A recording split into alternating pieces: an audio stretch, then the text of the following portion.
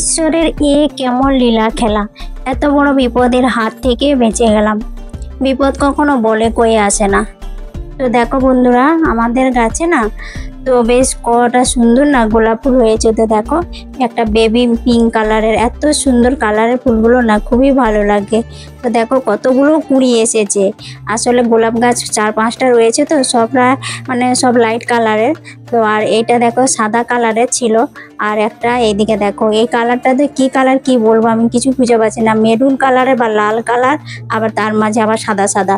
আর এইদিকে দেখো সাদা গোলাপ ফুল তোমরা প্রত্যেকবারই দেখো আমার ভিডিওতে, আর হাওয়া দিচ্ছে বলে কি সুন্দর ফুলটা দুলছে, তাই না? আর এইদিকে দেখো এই যে একটা লাল গোলাপ, এটা কুঁড়িটা।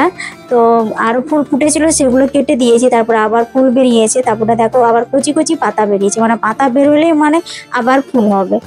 Hello everyone, good morning, welcome back to my channel. আমি সবিতা কোয়েলিওয়াল ব্লগ চ্যানেলে তোমাদের সকলকে অনেক অনেক স্বাগত আর ভালোবাসা। যে সকল বন্ধুরা নতুন আজকে আমার পরিবারে আসছো তাদেরকে অনেক অনেক স্বাগত আর ভালোবাসা। ভিডিওটা দেখা মাত্র একটা লাইক করে পুরো ভিডিওটা কন্টিনিউ দেখবে, এইটুকুই তোমাদের কাছে অনুরোধ করছি।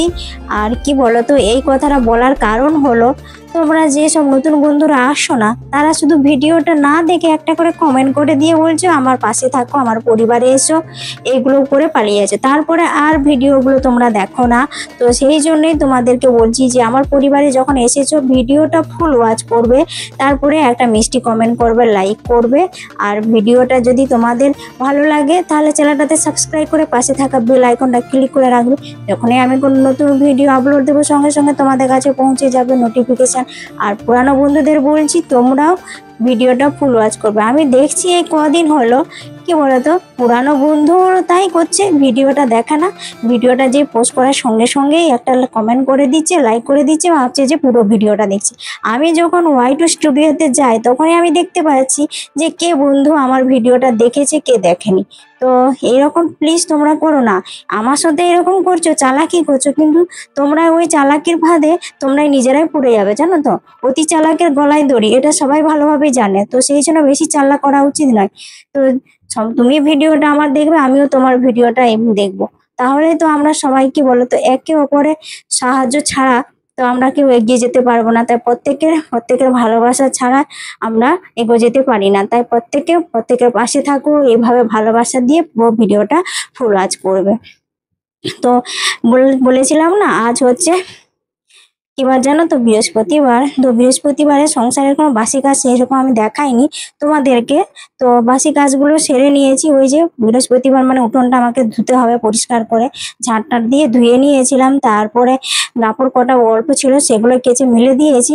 আর আমাদের পরিবারে দেখো দুটো নতুন সদস্যকে নিয়ে এসেছে, তো সেগুলোই তোমাদেরকে দেখিয়ে দিচ্ছি। তো এই গাছগুলো না এত সুন্দর হয়েছে, এই কিছুদিন হলো ওদেরকে আমি ওই চাল ধোয়া জল দিচ্ছি বলে এত তাড়াতাড়ি এত গ্রোথ হচ্ছে না, আর এত সবুজ সবুজ হয়েছে, খুবই ভালো লাগছে ওদের। ওই জন্য আমি দেখে একটু গায়ে হাত বুলিয়ে দিলাম, তো আমার খুবই ভালো লাগছে। আর নতুন সদস্য এই যে দুজনকে নিয়ে এসেছে স্নেক প্ল্যান্ট, তো এই জন্য এদেরকে লাগিয়ে দিয়েছি টবের মধ্যে, খুব সুন্দর লাগছে দেখতে। আর আমার না খুব গাছ ভালো লাগে, বিশেষ করে উইন্ডোর প্ল্যান্টগুলো, যেগুলো বেশ ঘরের মধ্যে সাজানো গোছানো থাকবে, ঘরটা বেশ সবুজ সবুজ প্রাকৃতিক পরিবেশের মনোরম সুন্দর সুন্দর হাওয়া দিবে, তো এতেই খুবই ভালো লাগে। তো খুবই সুন্দর। আর এইটা তো লিপস্টিক গাছ, তোমরা জানোই। তো এই গাছটা না খুবই মানে তাড়াতাড়ি গ্রোথ করছে। তো আর মানি প্লান্ট গাছটা না লতা হয়ে চলে যাচ্ছে, জানি না ওটাকে কি করব। তো ভাবছি যে ওর ডালাগুলো কেটে আবার কি অন্য জায়গায় লাগিয়ে দেবো, নাকি তোমরা একটু কমেন্ট করে জানাবে তো। আর এদিকে বৃহস্পতিবার তো মা লক্ষ্মীর পুজোটা আমি যেমন ভাবে দিই প্রত্যেকদিন সেইভাবেই করে নিয়েছি। আর এখন পুজো শেষে আরতি করে শঙ্খটা বাজিয়ে পুজোটা এখানেই শেষ করব।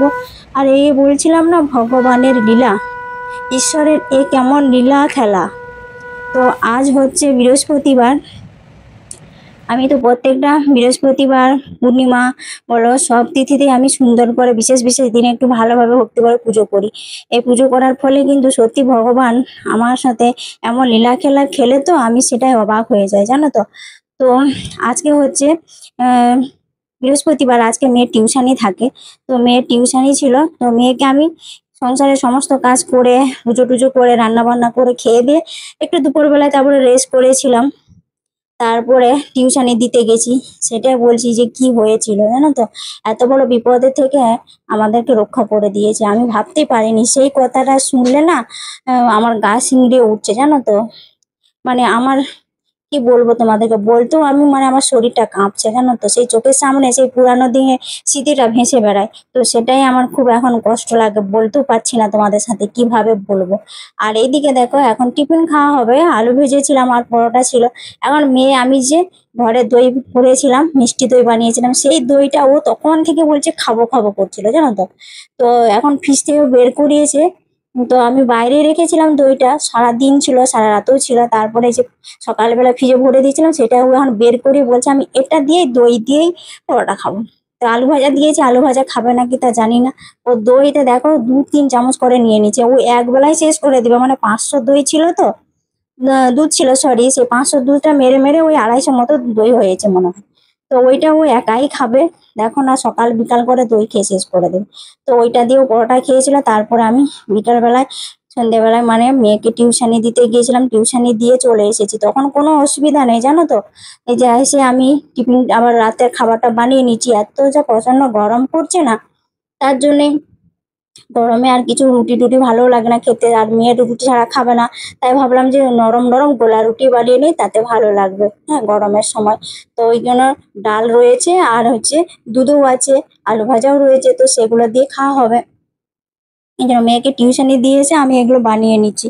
তো বানিয়ে নিয়ে তারপরে আমি আবার মেয়েকে আনতে গেছি 9টার সময়। তো এই যে এসে দেখো কি হয়েছে। আসার সময় জানো না, মেয়ের হচ্ছে আমি সাইকেল চালিয়ে নিয়ে আসছিলাম আর মেয়ে পেছনে বসেছিল। তো মেয়ের হচ্ছে সাইকেলে না স্পোকে না সাইকেলে ওর পা ঢুকে গেছিল। তো জুতোটা ছিল বলে বেঁচে গেছে জানো তো, না হলে পা কেটে যেত। এখন আমার যে চারিদিকে আমি চারিদিকে অন্ধকার হয়ে যেত, আমি কোন দিকে ছুটবো কোন দিকে না হতভম্ব হয়ে যেতাম। তো শুধু জুতোটাই কাটা হয়েছে, তাই সেটাই তোমাদের সাথে শেয়ার করছি জানো তো। ভগবানের একই লীলা যে অল্পর মধ্যে তাও মেয়ের বিপদটা কেটে গেল জানো তো, এত ভয় লাগছিল। মানে এইদিকে দেখো এই যে এখানটাতে ছিলে গেছে, আর জুতোটা পুরো কেটে গেছে জানো তো। ও জুতোটার জন্য ওর পাটা কাটেনি জানো। আর এই যে এখানে মুড়ে পড়ে গেছিল তো, জুতোটা পড়া ছিল ওইখানে বুড়ো আঙুলের ওইখানে প্যাঁচটাতে লেগে গেছে, বুড়ো আঙুলটা ফুলে গেছে। আর এই যে হাঁটুতে খানি লেগেছে, হুমড়ি খেয়ে পড়ে গেছে। আমিও পড়ে গেছি, ও পড়ে গেছে আর কি, আমি সাইকেল চালিয়েছিলাম। তো এসে সঙ্গে সঙ্গে ওখানে কজন ছিল ওরা তুলেছে। তারপরে এসে যে বরফ দিয়েছি, এখন বরফ টরফ দিয়ে মলম টলম দিয়ে ওষুধ টষুধ দিয়েছি। তো এখন হচ্ছে তারপরের দিন আর কিছু ভিডিও বানাতে পারি না, খুব মনটা খারাপ হয়ে গেছিল। তো এখন ওষুধ খেয়ে একটুখানি ভালো আছে, হাঁটাচলা করতে পারছে তাও। তো ভিডিওটা আমি এখানেই শেষ করছি। তাই বলছিলাম না, ভগবানের একই লীলা, আমাকে অল্পের মধ্যে বাঁচিয়ে দিল জানো তো, না হলে আমি চারিদিকে আমার যেন অন্ধকার হয়ে যেত। তো আমি এখন হতভম্ব হয়ে কোন দিকে ছুটবো পাগলের মতো, আমি কিছুই দিশা হারা হয়ে যেতাম। তো ভিডিওটা কেমন লাগলো তোমরা অবশ্যই কমেন্ট করে জানাবে। তো ঠাকুরের আর ভগবানের উপর আমার এত অশেষ বিশ্বাস ছিল বলে আমি বেঁচে গেলাম জানো। না হলে বড় যদি দুর্ঘটনা হতো, এখন পা কাটা নিয়ে এখন কোথায় যে ছুটে বেড়াতে, আর ওর যন্ত্রণা ছটপটাতে আমার আর ভালো লাগতো বলো তো। তো ভিডিওটা এখানেই শেষ করছি, কেমন লাগছে অবশ্যই কমেন্ট করে জানাবে। সবাইকে টাটা বাই।